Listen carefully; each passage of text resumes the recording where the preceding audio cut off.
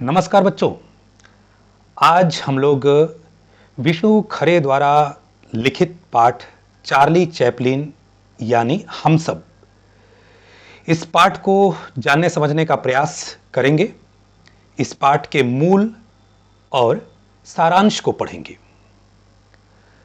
बच्चों, खुद पर हंसकर दुनिया को हंसाना, खुद को हास्य का पात्र बना देना, हास्यास्पद बना देना, रोते रोते हंसना और हंसते हंसते रोना, रोने में कहीं हंसी खोज लेना और हंसी में ही अपने दुखों को व्यक्त कर देना, यह आसान नहीं होता है, लेकिन यह अद्भुत क्षमता थी महानतम हास्य कलाकार चार्ली चैपलिन के भीतर। यही गुण उनको दुनिया का महानतम कलाकार बनाता है। हास्य में करुणा का सामंजस्य, त्रासदी में भी हंसी की गुंजाइश, हंसने की गुंजाइश, और सबके अंदर समाहित हो जाना। जो भी व्यक्ति चार्ली को देखता था वो स्वयं में चार्ली को महसूस करने लगता था। चार्ली कोई बाहरी व्यक्ति नहीं, बल्कि चार्ली कहीं ना कहीं हमारे मन और हमारे जीवन का ही भाग हुआ करता था। जब उसको हम पर्दे पर देखते थे तो चार्ली जैसा महान कलाकार नहीं दिखता था, बल्कि उस चार्ली के रूप में कहीं ना कहीं हम दिखाई पड़ते थे। वो हमारे अंदर दिखाई पड़ता था, हम उसके अंदर दिखाई पड़ते थे। यही सबसे बड़ी खासियत है। और इस पाठ में इस महानतम हास्य कलाकार के जीवन के जद्दोजहद, जिस जद्दोजहद ने इस कलाकार को एक महानतम कलाकार की श्रेणी में खड़ा किया, तो उस जीवन को और इनके प्रतिभा को उभारने का प्रयास किया है, इसमें बताने का प्रयास किया है। बच्चों, 1889 में इनका जन्म हुआ, 100 वर्ष से ऊपर हो गया। इनकी पहली फिल्म मेकिंग ए लिविंग, इसे भी बने 1914 में यह फिल्म बनी थी।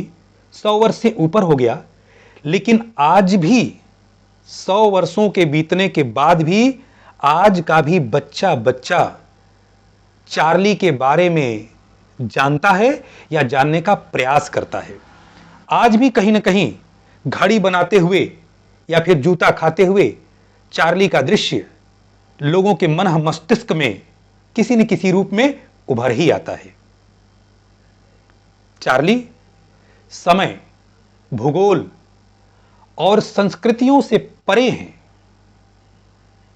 चाहे वो पश्चिम के देश हों या पूरब के देश हों या विकसित देश हों या विकासशील देश हो, किसी भी सभ्यता और संस्कृति के लोग हों,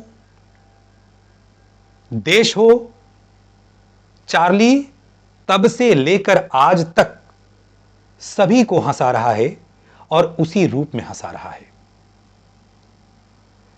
लेखक ने, विष्णु खरे जी ने लिखते हुए इस बात का जिक्र किया है कि अभी कई रीलें, इनके फिल्मों से संबंधित कई रील अभी बाद में मिली हैं।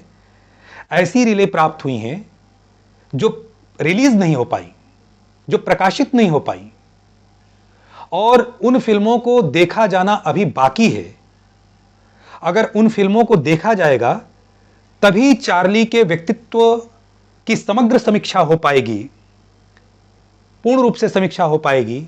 इसलिए लेखक ने लिखा इस पाठ में कि अगले और 50 वर्षों तक लोग चार्ली को जानना चाहेंगे, समझना चाहेंगे, सुनना चाहेंगे, देखना चाहेंगे। इतना महान व्यक्तित्व था, ऐसी विराट शख्सियत थी जिनके रोम रोम में, जिनके पूरे अंतर मन में कला कूट कूट करके भरी हुई थी। बच्चों, चार्ली की फिल्में बुद्धि पर नहीं, भावनाओं पर टिकी हुई थी। गौर करने की बात है। और कला का संबंध मस्तिष्क से नहीं होता है, बुद्धि से नहीं होता है, बल्कि हृदय से संबंध होता है। कला का इसीलिए हमारे दिल और दिमाग पर बहुत गहरा असर होता है, क्योंकि कला का संबंध हृदय से होता है, मन के भावों से होता है, हमारी आंतरिक दुनिया से होता है, आंतरिक जगत से होता है। और यही कारण था कि इनकी फिल्में भावनाओं पर टिकी हुई हैं, चाहे वो Metropolis, the cabinet of doctor Caligari, the Roman seal या फिर द सैक्रिफाइस जैसी फिल्में हों। ये सारी फिल्में कहीं ना कहीं बहुत जबरदस्त एहसास दर्शकों के मन में दे जाती हैं। और इन सारी फिल्मों को पागलखाने में कैद पागल से लेकर के फुटपाथ पर सोने वाला, रिक्शा चलाने वाला एक आम आदमी भी उतने ही शिद्दत और भावनाओं से दिखता है जितना कि आइंस्टीन जैसा वैज्ञानिक। सब लोग उसका रसास्वादन करते हैं। और कला की सबसे बड़ी खूबी यही होती है कि प्रत्येक व्यक्ति उसके रस को प्राप्त कर सके, उसके रस का अवगाहन कर सके, उसके रस में डूब सके और उसके द्वारा उत्पन्न रस का स्थायी भाव प्रत्येक व्यक्ति के मन में उत्पन्न हो सके। यह सबसे बड़ी खासियत थी। भावना से प्रेरित होकर के वो फिल्मों का निर्माण करते थे, बुद्धि से प्रेरित होकर के नहीं। बुद्धि की तिकड़मबाजी नहीं होती थी उनकी फिल्मों में, बल्कि भावनाओं की मासूमियत होती थी, भावनाओं की कोमलता होती थी, जो सीधे लोगों के भावनाओं और लोगों के दिल में उतरती थी। और यही कारण था कि चार्ली को देखते हुए लोगों के अंदर खुद चार्ली आ जाता था और चार्ली में खुद लोग समाहित हो जाया करते थे, लोग चार्ली चार्ली हो जाया करते थे।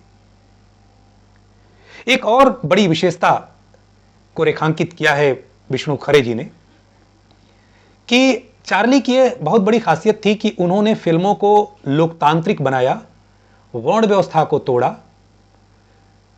चैपलिन वह बच्चा था, वह बालक था जो इशारे के माध्यम से यह समझा देता था कि जितना नंगा मैं हूं, जितना खोटा मैं हूं, उतना ही नंगा एक राजा भी होता है। अर्थात अभिजात्य वर्ग जिस गुमान में फूला रहता था, उसके गुमान के गुब्बारे को यह फुस कर देता था कि देखिए, वास्तविकता यही होती है व्यक्ति की, हकीकत यही होती है व्यक्ति की। फिल्मों को लोकतांत्रिक बनाने का मतलब क्या है? वे फिल्में जिसको हर वर्ग, हर जाति, हर समुदाय, हर वर्ण के लोग एक साथ बैठकर देख सकें और एक तरह से सभी लोग उसका रसास्वादन कर सकें, सब लोग उस फिल्म से कनेक्ट हो सकें, जुड़ सकें, उस कलाकार से जुड़ सकें। और यह अद्भुत क्षमता थी चार्ली के व्यक्तित्व के अंदर। और यही कारण था कि हर लोग इनको पसंद करते थे, क्योंकि ये अभिजात्य और पूंजीपति वर्ग जो कि कभी इनके जीवन में नहीं आया, कभी भी अभिजात्य वर्ग या पूंजीपति वर्ग या मध्यम वर्गीय आभा मंडल से बड़े दूर रहे। ये कारण क्या है कि इनका जीवन बड़ा संघर्ष में बीतता है। लेकिन फिल्मों को हर वर्ग और हर समुदाय से इन्होंने जोड़ने का प्रयास किया। जहां तक सवाल इनके जीवन का है, कहते हैं बच्चों की आपके शख्सियत और आपके व्यक्तित्व निर्माण में आपके जीवन का जो सफर होता है, आपकी जो पृष्ठभूमि होती है, आपके जीवन का जो अनुभव होता है, आपके जीवन का जो संघर्ष होता है, वो बड़ा कारगर होता है। परित्यक्ता एक दोयम दर्जे की स्टेज अभिनेत्री थी, इनकी मां, ये उन्हीं के पुत्र थे। बहुत गरीबी और संघर्ष में इनका जीवन गुजरा, उसमें भी मां का पागलपन इन्होंने देखा। और जो सामंतशाही समाज है, जो पूंजीपति वर्ग है, उसके द्वारा बार बार अपमानित हुए, दुत्कारा गया। इन्होंने अपने मां के अपमान को देखा, खुद के अपमान को देखा बचपन से ही। और इन सभी चीजों ने, इन सभी जद्दोजहद ने, इस सारे संघर्ष ने, इस सारे अपमान ने इनको हताश और निराश नहीं किया, बल्कि इनके अंदर जीवन मूल्य पैदा किया।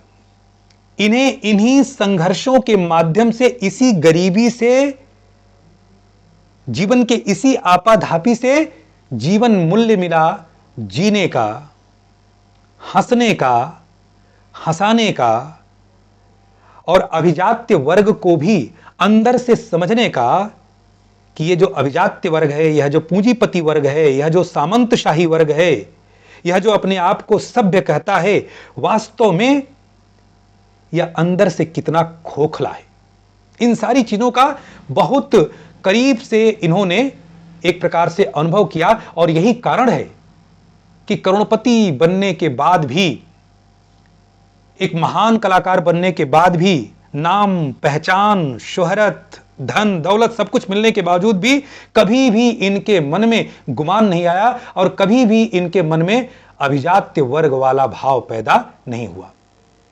अगर इनके बचपन और जीवन की बात किया जाए बच्चों, तो इनकी नानी जो थी, या नानी की तरफ से अगर देखा जाए तो इनका जीवन खानाबदोशों से जुड़ा हुआ था। अपने पिता की तरफ से अगर देखा जाए तो यहूदी वंशी थी, और कहीं ना कहीं अगर खानाबदोशों की बात किया जाए तो इनकी नानी कहीं ना कहीं उनका मूल भारतीय था, इसलिए थोड़ी बहुत मात्रा में इनको भारतीय संस्कार भी मिला, ऐसा लिखा है इस पाठ में लेखक ने, क्योंकि वो खानाबदोश थी, यहूदी वंशु थे। और इस कारण अगर देखा जाए तो इनके जीवन में या इनके अनुभव में अपने आप घुमक्कड़पन आ गया, बाहरीपन आ गया, इनके चरित्र को घुमक्कड़ बना दिया, घुमंतु बना दिया, और यही कारण है कि यह इनकी सबसे प्रिय छवि बनी, ट्रैम्प, खानाबदोश या आवारा गर्दी। बात फिल्मों में अगर बुद्धि की कहा जाए या भावना की, तो पहले ही बताया जा चुका है कि इन्होंने अपने फिल्मों में भावना को प्रधानता दिया, और इनके जीवन के निर्माण में, इनके व्यक्तित्व के निर्माण में, इनके अंदर के कलाकार को जगाने में, इनके कला को एक सांचा, एक रूप देने में इनके जीवन की दो घटनाओं का बहुत बड़ा योगदान है। पहली घटना, जब एक बार इनकी माँ ईसा मसीह का जीवन, उनके जीवन के बारे में बाइबिल पढ़ करके इनको सुना रही थी, और पढ़ते पढ़ते सूली की बात आती है और ईसा मसीह सूली पर लटकते हैं, और वहां तक जाते जाते माँ और चार्ली दोनों रोने लगते हैं। और यहां से इनके जीवन में स्नेह, करुणा और मानवता का समावेश हुआ, और वो हमेशा इनके व्यक्तित्व के साथ, इनके कलाकार के साथ जुड़ा रहता था, इनकी फिल्मों में भी दिखता था। और दूसरी बहुत ही महत्वपूर्ण घटना की, जहां रहते थे उसके बगल में ही एक कसाई खाना था, एक कसाई बाड़ा था, और वहां से एक बार एक भेड़ भाग गया था, और उस भेड़ को कुछ लोग पकड़ रहे थे। भेड़ बहुत भाग रहा था, पकड़ने के चक्कर में कई बार ये लोग गिर जा रहे थे, और उनके गिरने के बाद एक हंसी का माहौल बन जा रहा था। लेकिन दौड़ाते दौड़ाते, गिरते पड़ते, अंततोगत्वा उस भेड़ को पकड़ लिया जाता है, और जैसे ही भेड़ को पकड़ करके ले जाने लगते हैं, चार्ली छोटा था, भावुक हो जाते हैं, और उसके अंजाम को जान करके, समझ करके, कल्पना करके वो रोने लगते हैं। रोते रोते अपने माँ के पास आते हैं कि देखो देखो देखो, उसको पकड़ लिए, अब उसके साथ क्या होगा। कहीं ना कहीं थोड़ी देर पहले जो हंसी का एक माहौल था, दौड़ना, पकड़ना और गिर जाना, वही हास्य थोड़े ही देर बाद करुणा में बदल जा रहा है, और कहीं ना कहीं करुणा में हास्य और हास्य में करुणा, त्रासदी में भी करुणा का जो सामंजस्य अपनी कला में ढाला चार्ली ने, जो इनके कला का, जो इनके हास्य का सबसे बड़ा गुण है, सबसे मौलिक गुण है, और जो पूरी दुनिया में इसके पहले दुर्लभ था, अद्वितीय है, उसकी पृष्ठभूमि यही दूसरी घटना है। इसको गौर करिएगा बच्चों, ध्यान दीजिएगा इन दोनों घटनाओं का। अब बात अगर हास्य और करुणा की क्या कही जाए और भारतीय परंपरा की कही जाए, तो भारतीय कला सिद्धांतों में या भारतीय कला के परंपरा में या भारतीय फिल्मों के परंपरा में करुणा और हास्य का एक साथ कोई स्थान नहीं है। हालांकि रस के मामले में भारतीय कला बहुत समृद्ध है, अनेक रस हैं भारतीय साहित्य में, भारतीय कलाओं में, भारतीय नाटकों में, किंतु हास्य और करुणा एक नहीं। यहां पर इन दोनों को सर्वथा बिल्कुल अलग रखा जाता है। दूसरी चीज, चार्ली के पहले तक भारत में कला खुद पर हंसकर हंसने की परंपरा नहीं थी, हंसाने की परंपरा नहीं थी, बल्कि हंसाने के लिए अलग से प्रसंग गढ़ने की परंपरा थी। अलग से प्रसंग गढ़ा जाता था या विदूषक हुआ करता था। वो विदूषक भी इस तरह की परिस्थितियां उत्पन्न करता था जिन परिस्थितियों के कारण लोग हंसते थे, लेकिन खुद पर हंसकर, खुद को हास्यास्पद बनाकर, खुद को हंसी का पात्र बना करके लोगों को हंसाने की परंपरा नहीं थी। किंतु यह चार्ली का प्रभाव था, यह चार्ली की लोकप्रियता थी। देश काल सीमाओं से परे यह उनकी सार्वकालिकता और सार्वभौमिकता थी कि राज कपूर जैसा महान कलाकार सबसे पहले एक प्रकार से आवारा, श्री 420, मेरा नाम जोकर, इन फिल्मों को बना करके कहीं ना कहीं चार्ली का अनुकरण किया और इस बात से जरा भी उनको किसी भी प्रकार का कोई मलाल नहीं था कि लोग क्या कहेंगे, बल्कि खुल करके उन्होंने आवारा 420 फिल्मों को बनाया। और इसके बाद तो भारतीय परंपरा, भारतीय फिल्मों में भी इस तरह की बाढ़ आ गई, चाहे वो दिलीप कुमार साहब हों, चाहे वो शम्मी कपूर जी हों, चाहे वो देवानंद हों, चाहे अमिताभ बच्चन हो, चाहे श्रीदेवी, बहुत से कलाकारों ने खुद के ऊपर हंस करके दर्शकों को हंसाने का प्रयास किया और इस प्रकार की एक नई परंपरा की शुरुआत हुई। यही कारण है कि भारत में भी चार्ली बहुत लोकप्रिय हैं और राज कपूर को भारत का चार्ली कहा जाता है या राज कपूर को चार्लीकरण कहा जाता है भारत का। एक सबसे बड़ी जो अद्भुत क्षमता थी चार्ली चैपलिन की, कि खुद के ऊपर हंस करके लोगों को हंसा देना और हमेशा अपने आप को त्रासदी की स्थिति में डालना और फिर उस त्रासदी की स्थिति में ही हास्य की गुंजाइश को खोज लेना। भारतीय साहित्य में भी कुछ ऐसे प्रसंग मिले हैं, लेकिन वो बहुत कम हैं या न के बराबर हैं। भारत में अगर होली के त्योहार को छोड़ दिया जाए, जहां पर कि थोड़ा बहुत लोग अपने आप को हास्यास्पद बनाते हैं या खुद पर हंसने का प्रयास करते हैं, तो बाकी बहुत ही कम ऐसे अवसर या मौके होते हैं जिन पर कि लोग खुद पर हंसें। किंतु चार्ली की सबसे बड़ी खासियत थी कि चार्ली अपने महानतम क्षणों में, जब वो गर्व से बिल्कुल उन्मत्त होते थे, ऐसे क्षणों में, ऐसे महानतम क्षणों में ही अपने आप को हंसी का पात्र बनाते थे, हास्यास्पद बनाते थे, अपमानित करते थे और अपमानित होने में भी उनको जरा भी मलाल नहीं होता था। वो एक ऐसे पात्र थे जो विवश होकर के भी विजयी होते थे। ये सबसे बड़ी खासियत थी, सबसे बड़ी विशेषता थी चार्ली चैपलिन की। और यही कारण है कि इसी महान व्यक्तित्व और शख्सियत के कारण आज 100 वर्ष से ऊपर होने के बावजूद भी हर बच्चा या तो उनको जानता है या जानने का प्रयास करता है। और आज भी बहुत से बड़े बड़े कलाकार अपने आप को चार्ली के रूप में प्रस्तुत करने का प्रयास करते हैं। कहा जाता है कि जब आप किसी को कुछ कहते हैं तो आप अमिताभ या दिलीप कुमार नहीं कहते हैं, आप चार्ली की उपाधि देते हैं, उसको जॉनी वॉकर की उपाधि देते हैं। इसका मतलब कि कोई भी व्यक्ति अपने आप में सुपरस्टार नहीं होता, बल्कि कहीं ना कहीं हास्यास्पद ही होता है। स्वयं ईश्वर ने भी हमें हास्यास्पद ही बनाया है, हमें हास्य का पात्र ही बनाया है, हम हंसी के पात्र ही हैं। लेकिन फर्जी गुमानों में हम हमेशा फूले रहते हैं और अपने अंदर के उस चार्ली को, उस शख्सियत को अपने अहंकार और गुमान में कहीं दबा देते हैं। तो बच्चों, ये रहा इस पाठ का मूल और उसका संक्षिप्त रूप से एक सारांश।